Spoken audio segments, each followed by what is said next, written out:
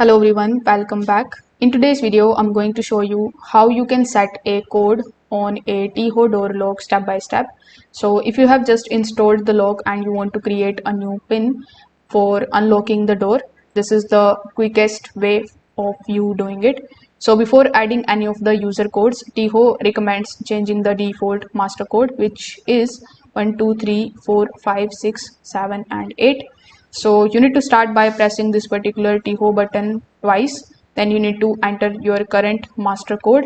After that, you need to press the TEEHO button again, and at this point the lock is now in the programming mode.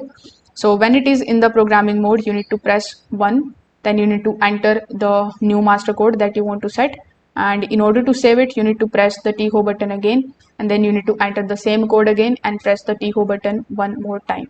So if the process is successful, you will see the green flashes on the keypad, and you will also hear a beep.